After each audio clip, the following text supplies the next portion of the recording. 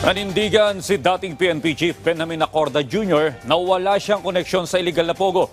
Ito'y matapos questionin sa Senado ang ilang larawan kung saan kasama ng dating opisyal ang mga iniuugnay sa pogo. Yan ang ulat ni Patrick De Jesus. Ako ang nagpa-operate sa Bamban, no? That is to put the record straight. Yan, hindi tayo nakikipag-transaction, hindi tayo nakikipag-negotiate kung whatever na gusto lang insinuate. Ito ang tugon ni dating PNP Chief, Retired General Benjamin Acorda Jr. matapos questionin sa pagdinig sa Senado ang mga larawang inilabas ni Senador Risa Hontiveros kung saan kasama ng dating opisyal ang mga personalidad na iniuugnay sa pogo, kabilang si Tony Yang at kapatid ni Alice Go na si Wesley Go.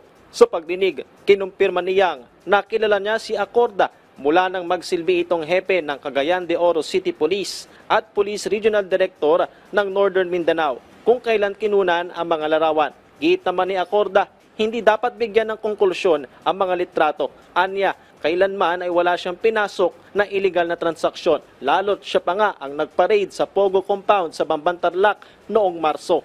Now, with regards to the pictures na malapit sa Pogo, wala akong kinakausap tungkol sa Pogo. Wala akong mga kaibigan na tungkol sa Pogo. During that time na nakuha yung pictures and you know what is the stand of the government during that time. And kahit na that is the stand of the government during that time, hindi ko po alam na may Pogo operation si Mr. Yang.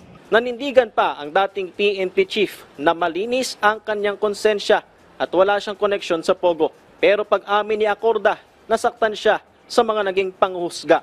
Talagang masakit because for 37 years I tried to keep my records clean. Pero just for one picture or many pictures and with so many innuendos, nasira agad. Pero kasama na yan sa serbisyo. I can face anybody squarely, eye to eye, without flinching an eye. Masabi ko, malinis po tayo dyan kay Alice Go, wala tayong pakialam dyan. Sa pagtakas niya, hindi rin ako tumatanggap ng pera sa kanya. I hope yung mga ating mga kababayan, lawakan ng pag-iisip.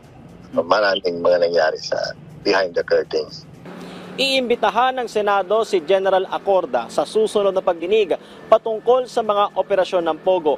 Ikalawang PNP Chief ng kasalukuyang administrasyon si Acorda na nagsilbi mula Abril 2023 hanggang Marso ngayong taon. Mainit ng usapin, lalo't isiniwalat na dating PNP Chief ang umano'y tumulong para makatakas si Alice Go at tumatanggap pa ng payola.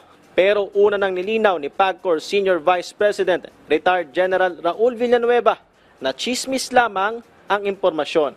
Patrick De Jesus para sa Pambansang TV sa Bagong Pilipinas.